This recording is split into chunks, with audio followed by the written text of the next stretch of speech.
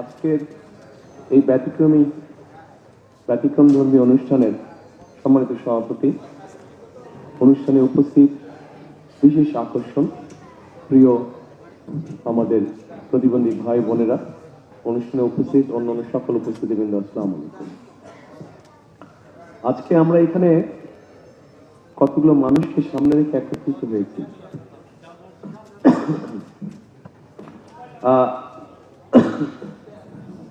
দুঃখজনক হলেও যে মানুষগুলোকে রেখে আর সামনে রেখে আমরা এখানে একত্রিত হয়েছি, দুঃখজনক হলেও আমাদের সমাজ ব্যবস্থা এখনো এইরকম মানুষ যারা আছে, আমাদের মধ্যে একটা টেন্ডেন্সি আছে যে এই মানুষগুলোকে একটু আমরা ঘরের ভিতরে রেখে দিই, তাদেরকে আমরা বের হতে দিই না। এরকম একটা মন মানসিকতা আমাদের দেশের সমাজ ব্যবস্থা এখনো রয়ে গিয়েছে। তবে যে মানুষগুলো আজ এখানে উপস্থিত, যাদের আমরা গান শুনলাম, যারা বিভিন্ন বক্তব্য রাখলেন, কবিতা বললেন, এর থেকে পরিষ্কার বোঝা যায় আমরা যারা সুস্থ স্বাভাবিক আছি বিভিন্ন দৃষ্টিকোণ থেকে, তাদের অনেকের থেকে এই মানুষগুলোর মধ্যে অনেক গুণ আছে যেটা আমাদের অনেকের মধ্যে নেই।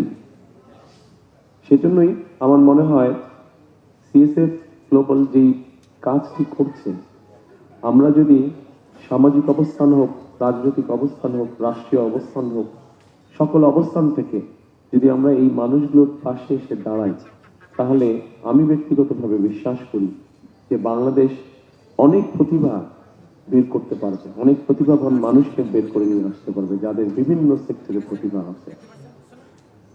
আমরা খুব যে বেশি কিছু করা প্রয়োজন তা না, শুধু এই মানুষগুলোকে একটু সুযোগ করে দেওয়া, যাতে তারা দুনিয়ার আলো বাতাসে আমাদের আর 10 জনের মতনই স্বাভাবিকভাবে কম বেশি চলাফেরা করতে পারে।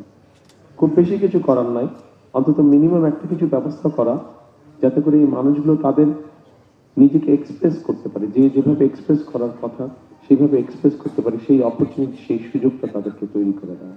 কারণ তারাও মানুষ, তারা আমাদের বাইরে না, তারা আমাদের ভেতরে, তারা আমাদেরই অংশ।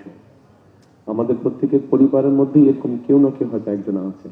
সেই জন্যই আমাদের আসুন, আজকে এই অনুষ্ঠান যারা দেখছেন, আমাদের সকলের মনের মধ্যে আমরা একটি শপথ নেই বা প্রতিজ্ঞা করি যে আগামী দিনগুলো, আজকের পর থেকে আগামী দিনগুলোতে এই ধরনের মানুষ যারা আছে, প্রতিবন্ধী মানুষ যারা আছে, আমাদের আশেপাশে যারা আছে, আমরা যে যার অবস্থান থেকে যতটুকু সম্ভব তাদের পাশে এসে দাঁড়াই, তাদেরকে আমরা সহযোগিতা করি।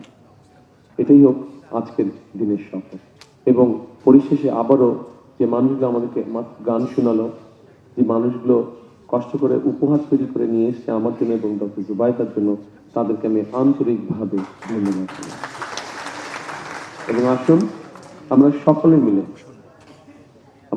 মিলে একটা বাংলাদেশ গড়ার চেষ্টা করি, যে বাংলাদেশে কম বেশি প্রত্যেকটা মানুষের একটা মর্যাদা তৈরি হবে, আত্মমর্যাদা নিয়ে প্রত্যেকে বেঁচে থাকতে পারবে, সেরকম একটা বাংলাদেশ গড়তে আমরা চেষ্টা করি। সকলে ভালো থাকবেন। আসসালামু আলাইকুম।